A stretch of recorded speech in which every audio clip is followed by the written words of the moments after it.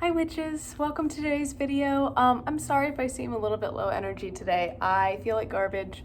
I got my first COVID shot yesterday and I just don't feel that great, so I'm like really tired and I've been basically in bed all day, so that's why I look like this. But you know what? We're keeping it real here. Okay, so I just wanted to start off today's video by thanking Kaya, who was my first patron ever. Oh my gosh, that's so cool. Thank you so much for signing up for my Patreon. I really appreciate it. So, yeah, if that is something that you're interested in, definitely check out the video I posted yesterday, or earlier if you're watching this on a different day. And I'll give you some more information about that, as well as link my Patreon. It's just for extra content. I will always be posting these videos on a daily basis for free, so yeah. Today I wanted to delve into something that might be a little bit more helpful for witches who are in the broom closet, and that is using a magical name when you're practicing witchcraft. So I don't know if everyone is familiar with this concept, but as all things, you don't have to have a magical name to practice witchcraft. It's not a requirement at all. In fact, I'm seeing it kind of less and less these days. I feel like witchcraft is a little bit more accepted in the mainstream. Like, I literally saw a book at Target that was like healing crystals for the modern woman or something like that. And I was like, oh, okay. Because like 10 years ago, I was combing the shelves at Borders, which yeah, just to like find a single book in the like religion aisle that wasn't like Buddhism or Christianity, which those are fine in their own respects. It just wasn't what I was looking for. So to see stuff about like crystal healing at Target, back when I first started my craft, I picked up a book called To Ride a Silver Broomstick by the author Silver Ravenwolf. Now that is obviously not the author's like government name. That is their magical name. So it's a name that they use when they are working in terms of witchcraft or working in a coven space or doing magic of any kind.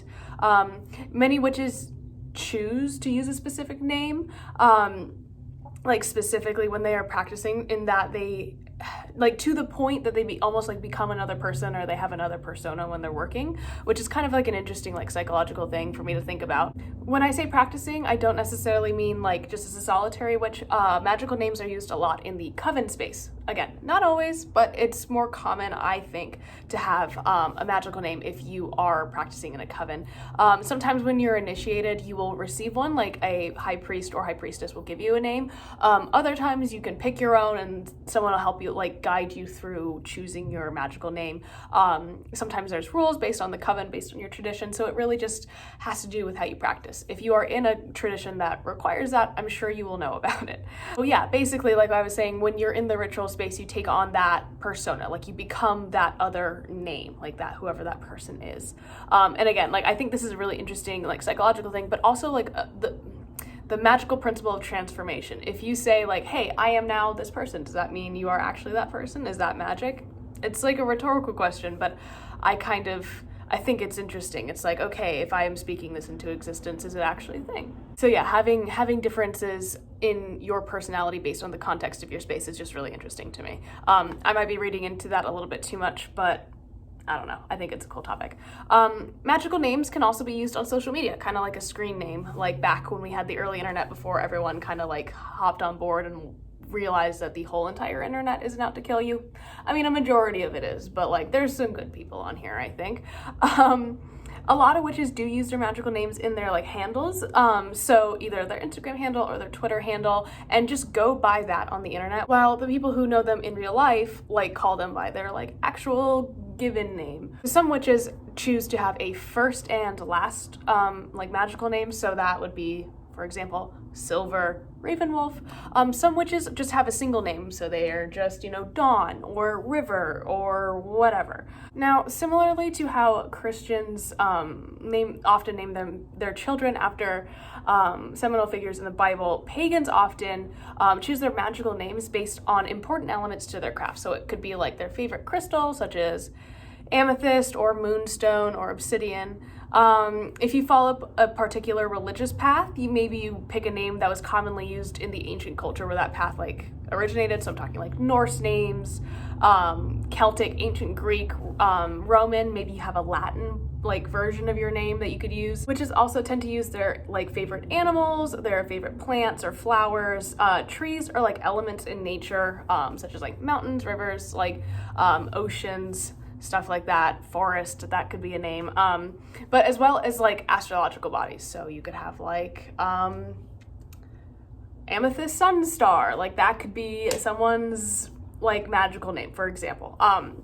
And like the possibilities are really endless. Like you can take multiple elements that you like in the craft and like squish them together into like different names. So it doesn't have to follow a specific like path. There's a lot of cool like lists of like pagan names and like their meanings, that if you just do a quick Google search, you can find like pages and pages. There's like like BuzzFeed quizzes and stuff like, what's your witch name? So it's fun. It's kind of fun if you want to like just do it for fun. So anyways, most pagans name themselves in a way that embodies their personality or like how they feel about themselves and their soul. So like, for example, Silver Ravenwolf probably has an affinity to the color or metal silver, and a tie somehow to like ravens and wolves. Now, I personally don't have a magical name, but I think they're really cool. I don't want to like insult anyone who does use a magical name, but like it's really hard for me to get past like naming myself something else and becoming like, it's really hard for me to get in that headspace. Also, it's tough because like in college I played a lot of Dungeons and Dragons, and like all of the names I would want to use for myself just end up like morphing into like these characters that I play like in the game. So I'm just like So now that you guys know that I'm a total nerd, I just want to know, like, if you have a magical name, I would love to hear more about it, how you kind of came to find it. I don't need to know what it is. A lot of witches tend to keep it secret and only use it in the coven space, or like just don't tell anybody. That is kind of like a secret that they have, or like it's something that only they know. So I know a lot of witches do that. You don't have to tell me what it is, but if you do have one, does it help you kind of delineate the ritual space versus like in-person space, like regular like interactions with other people? Does it help you with that? Does it help you kind of casting circle and setting intention? Just let me know what your experience is. I would love to hear about it. But yeah, I hope you guys have a great rest of your day, and I'll see you tomorrow. Bye.